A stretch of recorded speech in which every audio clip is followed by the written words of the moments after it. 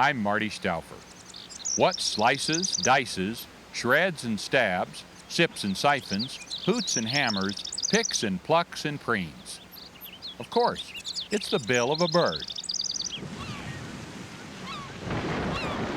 Bills come in all shapes and sizes, from the delicate sipping straw of the hummingbird to the expandable suitcase this brown pelican carries around on its never-ending search for seafood.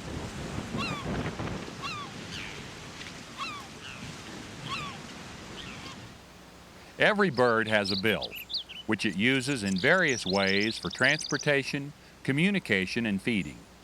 But every bill uniquely holds the key to unlocking the secrets of its individual identity. Let's look closer at how the bill makes the bird.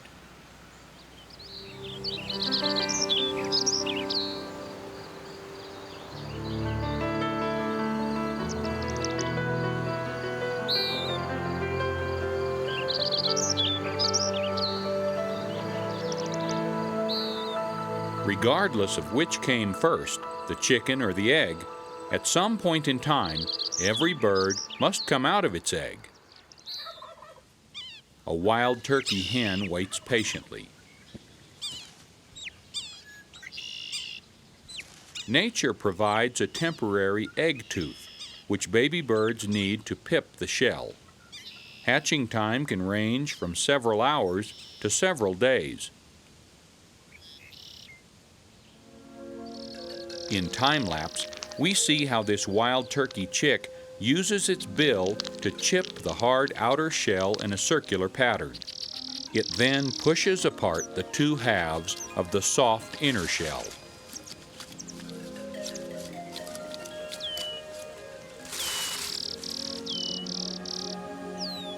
This exhausted chick has learned one of the many uses of its primary tool.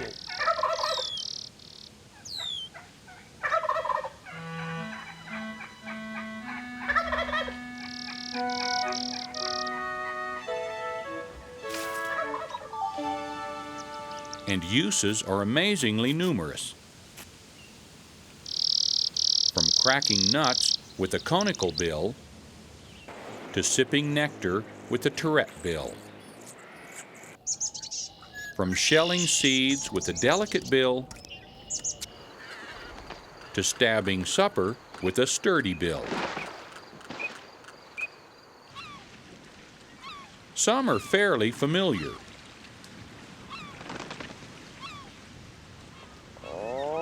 Some are quite exotic.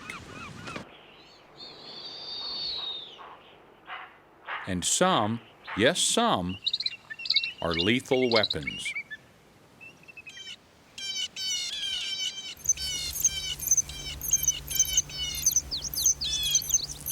Just like newborn children, some baby birds are completely dependent on their parents for food.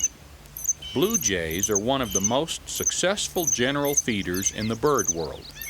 They'll eat just about anything, mostly berries and seeds, but also insects, worms, snails, and even baby birds of other species.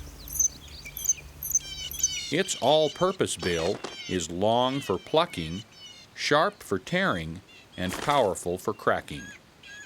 Both of these devoted blue jay parents will feed and protect their nestlings.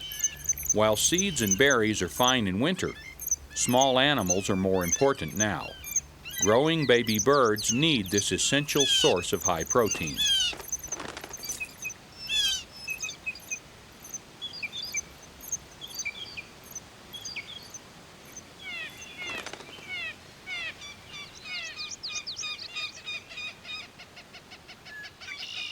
Squirrels and birds are the main ingredients in the goshawk's diet. The female can be twice as large as the male. The pair cooperates to raise one fuzzy white chick.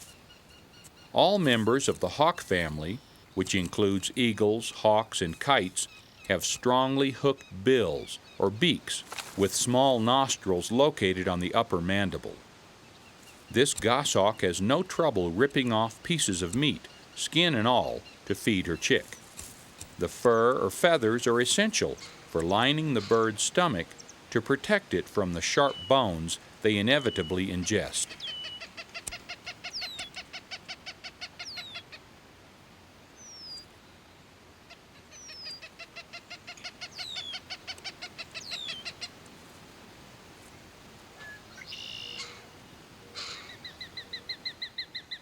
As goshawks are the largest of the accipiters, swift-flying, short-winged hawks, the sharp-shinned hawk is the smallest. This quick little hunter is only about 1 foot tall.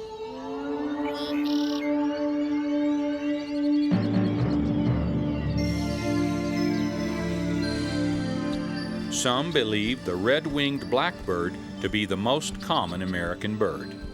However, if this sharpshin has anything to say about it, there will be one less.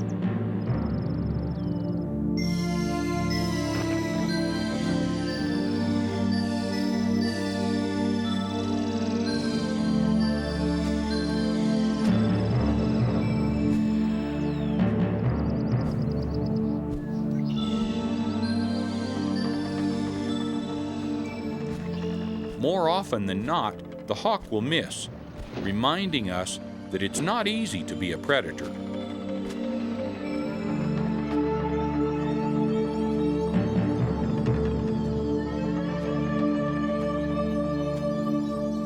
While virtually all birds of prey catch their quarry with strong, sharp talons, a powerful beak is necessary to tear it into bite-sized pieces.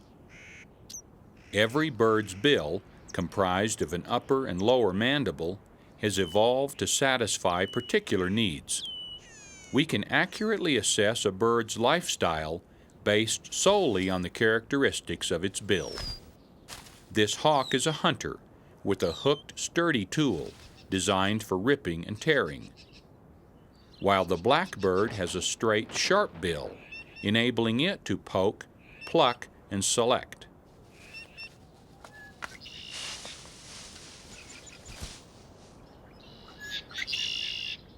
Predatory birds, because of food scarcity, are often forced to fast for days, especially in winter. This does not seem to adversely affect them. Although this sharpshin may not eat again for a few days, chances are another male red-winged blackbird will move into this territory right away, continuing the cycle of hunter and hunted.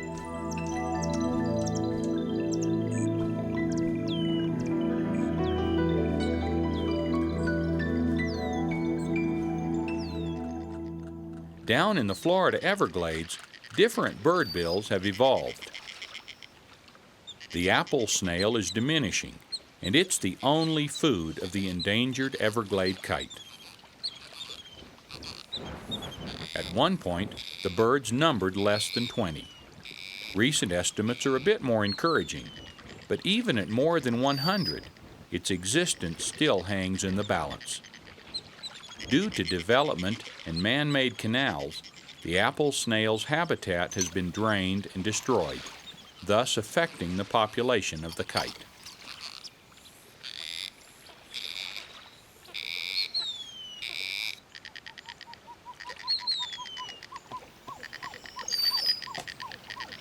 A river cooter investigates, but does not have the right tool for the complicated job. The kite's perfectly curved beak fits like a key in a lock.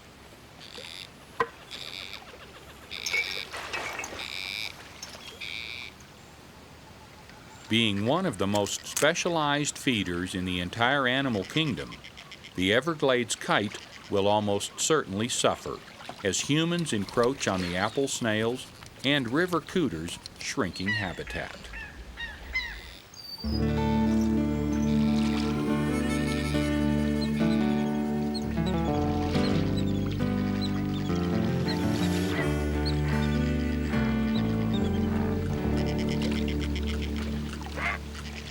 Ornate plumage makes the great blue heron look like king of the wetlands. Standing 4 feet tall with a 7-foot wingspan, this is the largest of our herons and the proud owner of an impressive spear. The anhinga carries a similar spear as it departs to hunt underwater. As the heron preens, it performs the important task of caring for its feathers. Early in the 20th century, heron numbers were declining due to a market for their beautiful plumage. Now the great blue heron is the most widespread and most well-known of all our wading birds.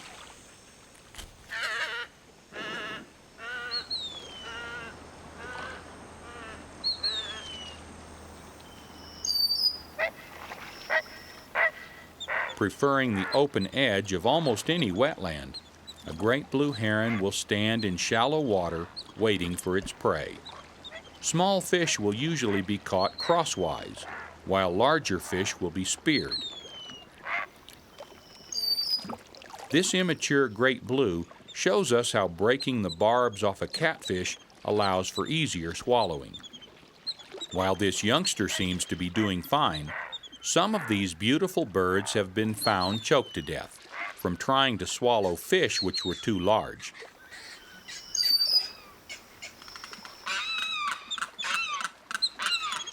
Another long-billed resident of the swamp, the limpkin, calls to her young. Some describe this call as chilling, while others talk of its gentle melody.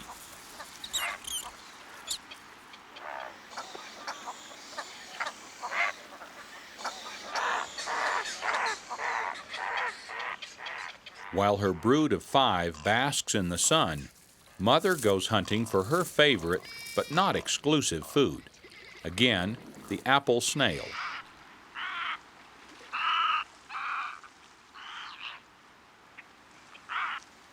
Unlike the Everglade kite, the limpkin does not have a snail-shaped bill. She holds the shell upside down and waits for the snail to emerge. Then, with the flexible tip of her bill, she grabs the snail and pulls it out. Practicing their preening, the chicks are removing dirt and ectoparasites.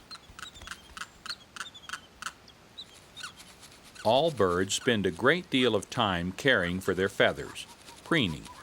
It's no wonder.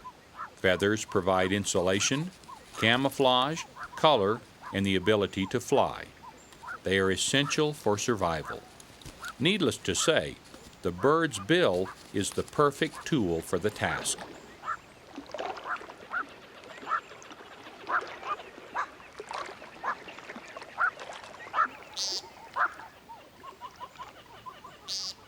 A bill is considered long when it is noticeably longer than the bird's head. A long bill can be straight, as in the woodcock. It can be curved, like this white ibis, which probes deep into the sand for its favorite food, mud crabs. Or hooked, as in the cormorant, which dives for its slippery prey. The black skimmer scoops up its meal while skimming the surface. Long bills can be flat, like the roseate spoonbill. This bill shape is called spatula. A long bill can even be recurved, like the elegant American avocet, which sweeps like a spoonbill and dabbles like a duck.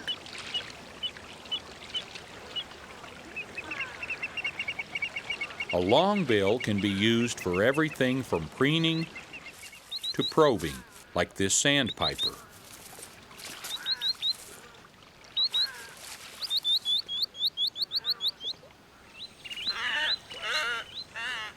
Some are sturdy for stabbing, like this colorful Louisiana heron.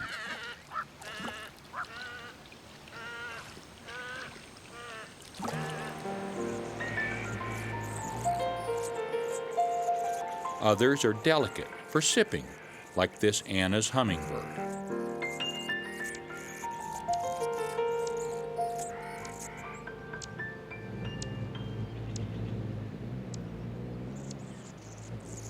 A hummingbird eats 3 times more calories a day than a person.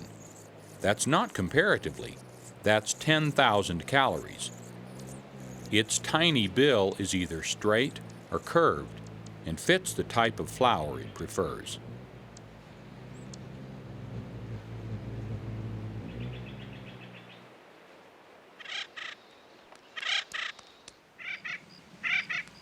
Bills range from dainty to dramatic. This acorn woodpecker has one of nature's strongest bills. Nesting holes are not their only construction projects.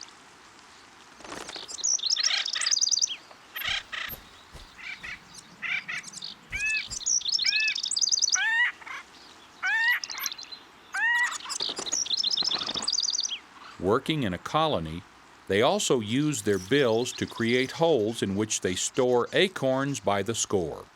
Wisely, the holes are not drilled deep enough to harm the trees.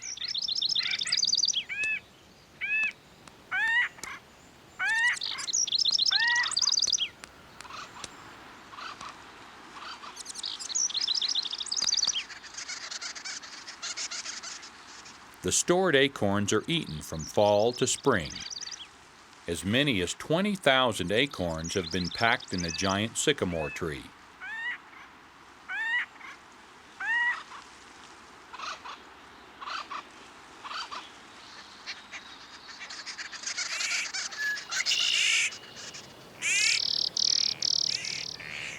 Another hard-working bird, which has proven instrumental in the survival of the Rocky Mountain whitebark pine, is the Clark's nutcracker. Not only does the pinching bill of the nutcracker snap up insects, it is quite skilled at reaching in and plucking out the seeds of the whitebark.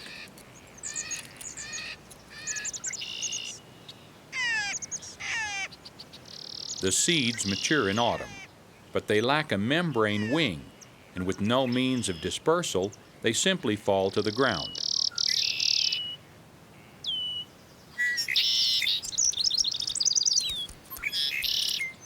Thanks to the nutcracker, carrying up to 70 of them in a pouch under its tongue, seeds are distributed widely.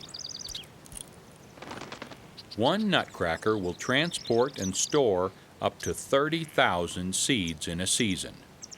Remarkably, it will recover about 70% of them.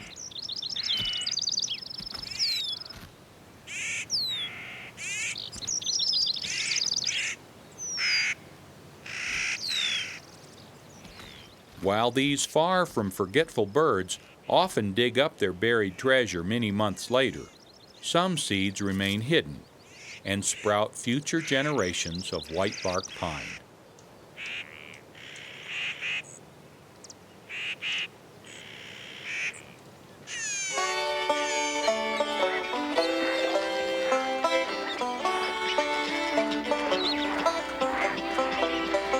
Down south in Louisiana, young Louisiana herons survey their lush domain. Their neighbor, a roseate spoonbill, is unmistakable, with its obviously spoon-shaped bill.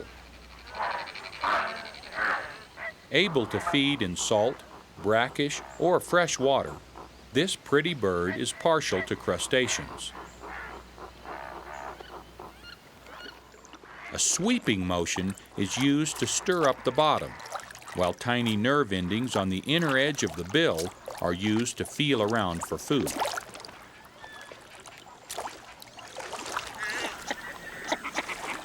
A similar species is the northern shoveler, also sporting a spatulate bill. The shoveler's bill has comb-like ridges which act as a strainer when the tongue pushes out unwanted water. The ornate male wood duck and his plainer partner have smaller strainers, as do most duckbills. Mergansers, the submarines of the duck family, are adapted for pursuing fish.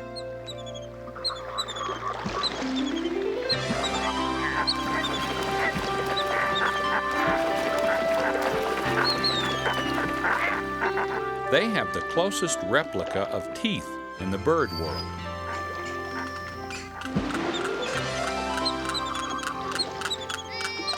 Although they don't use their teeth for chewing, this specific adaptation comes in very handy for gripping slippery seafood. Look closely at this female common merganser, and you can see the serrated edge.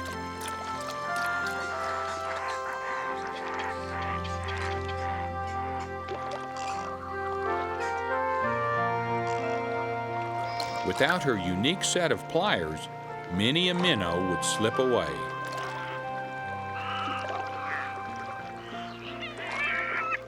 Also a fisher bird, the white pelican has a bill 3 times the size of its stomach.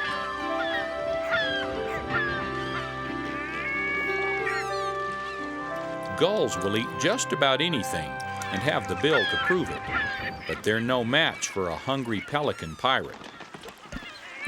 Fortunately, the gulls are resourceful, and with their all-purpose bill, long for carrying and hooked for tearing, they should have no trouble scrounging up another meal.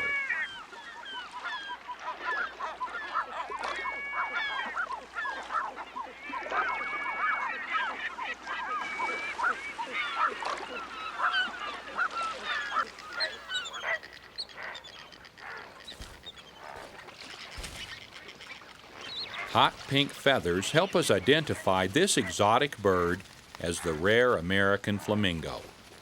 Even more unusual is its eccentric, although functional down-curved bill. Similar, but more specialized than a duck's, the tiny grooves along either side of its bill function as a strainer. Swinging its bill back and forth in shallow water, the flamingo scoops up mud with a pumping action. Water and silt are strained out through the grooves, and what is left are the small animals and plants that make up the flamingo's dinner.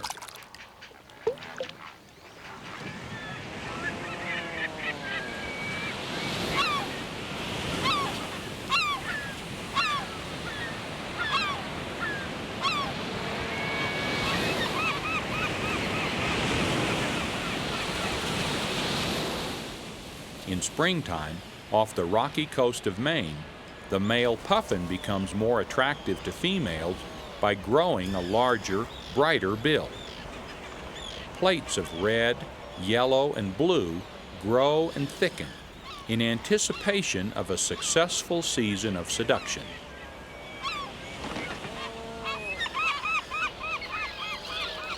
Their bill is also used as a tool, a weapon, and for communication, pointed up for friendship and down for alarm. Related to penguins, but much better at flying, the puffin spends most of the year out at sea. During the nesting season, these highly skilled divers will catch fish and carry them crosswise in their bill back to their young.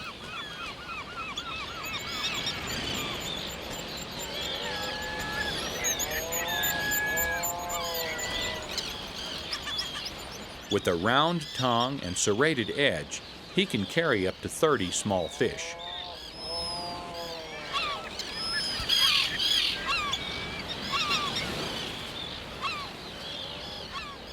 Summer on the rocky cliff is a cacophony of whistles and chatter, and not only from the gregarious puffin, but also its neighbor, the razorbill.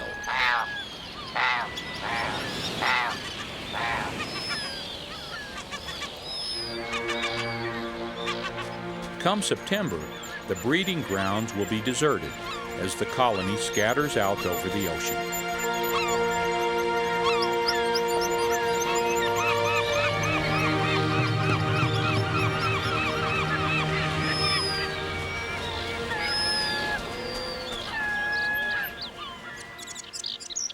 Millions of Americans have joined in the ever-increasing pastime of bird watching, or birding.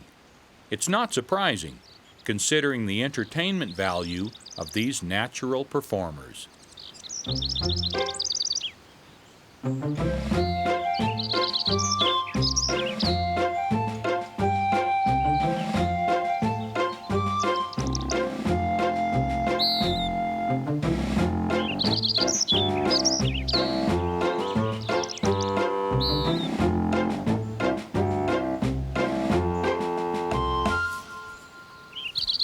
They're as fun to watch as they are fascinating to study, as varied as they are beautiful.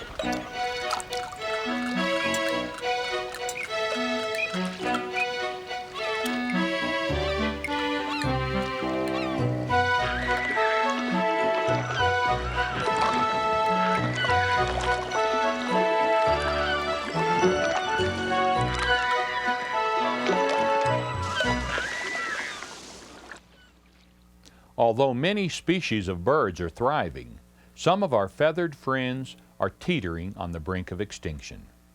But birders everywhere help scientists to monitor the trends. So keep watching for the rare and the common. Look closely, and you just may agree that the bill makes the bird. I'm Marty Stouffer.